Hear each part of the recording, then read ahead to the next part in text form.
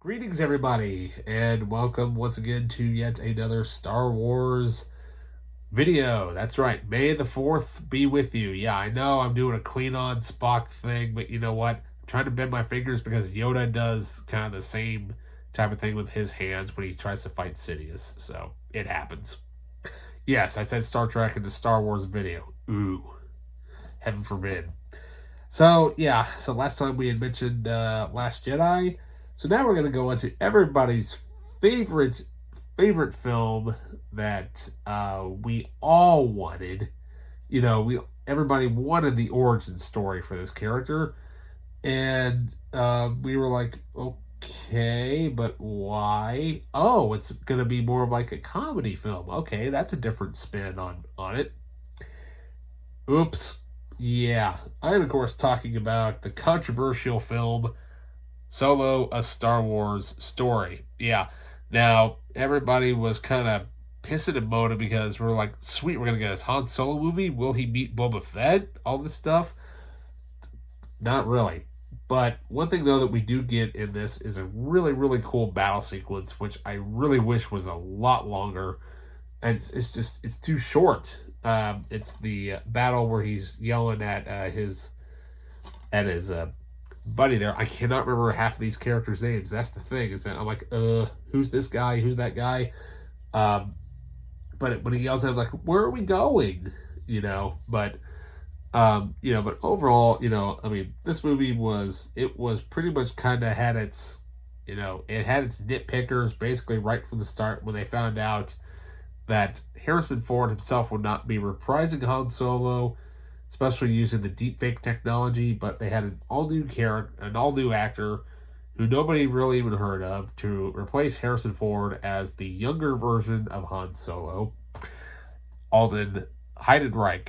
Now, when I first watched this, I'm like, he actually has Harrison Ford's mannerisms down. Maybe this could be what Han Solo looks like before we meet up with him in the cantina. That's basically kind of what this is. But we also have the introduction of Lando Calrissian, played awesomely by Donald Glover, which is awesome, by the way. I mean, he's got it down to a T. But then we also get introduced to another character, which is awesome, by the way. We get introduced to Chewie. Yeah, get introduced to Chewbacca there. So we're like, yep, gotta introduce Chewie. Otherwise, we can't have Han Solo without Chewie. But I just love the fact that they actually have disc art for this. I figured it was just going to be a white text with a simple thing. But hey, I'm not going to complain. But yes, on there we are reintroduced to the Millennium Falcon, and everyone's like, "That's not what the Falcon looks like." It basically explains how the Falcon basically gets its famous look in that 2-second clip. You know what it is I'm talking about. It's during the Kessel Run. Yes, we actually get the Kessel Run in here that a lot of diehard fans were kind of actually wanting to see, and I'm glad that they actually introduced that. So now comes the drama behind this movie. So, well, first things first, we have Lawrence Kasdan coming back as the writer, but not only that, we also have his son Jonathan Kasdan helping out with the script, who actually went on to do the Jumanji movies with Dwayne Johnson, which those are awesome, by the way.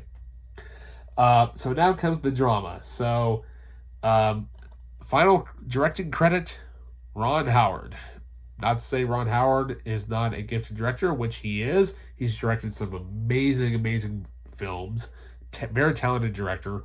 But originally, this film was going to be directed by the two guys who did the 21 and 22 Jump Street movies. Yeah, the rebooted series.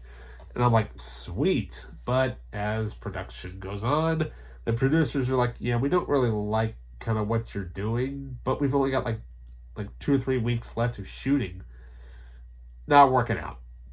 So those guys get fired. Ron Howard comes in and redoes about a third of the film. And you can kind of tell who has directed what in certain scenes if you look carefully.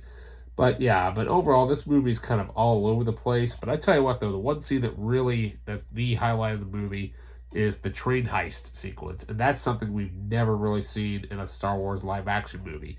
Now we've seen it plenty of times in like the Clone Wars cartoons and Rebels and what have you, but for a live action movie, oh, that was sweet. That was just awesome. So yeah, the one thing that they really do with this is that they show the Kessel Run, which is pretty cool. Oh yeah, I was talking about that. I was talking about the train heist. Yeah, the train heist is really awesome in this movie. But then there's actually one character that we had no idea was showing up, and I will not spoil it because when you see this character, you're like, dude, no way. So when you see him, you'll know who I mean. So yeah, this movie was really, it did fairly okay at the box office, but this is kind of where they were like, we don't know if we should do any more, you know, side story type movies. Why don't we kind of leave that for TV? Thankfully, they did, because The Mandalorian came out about a year or two. Yeah, about a year later. So actually no, more about 2 years later. It was in the works. So, yep. So yeah, everybody's favorite origin story from Star Wars. Yeah.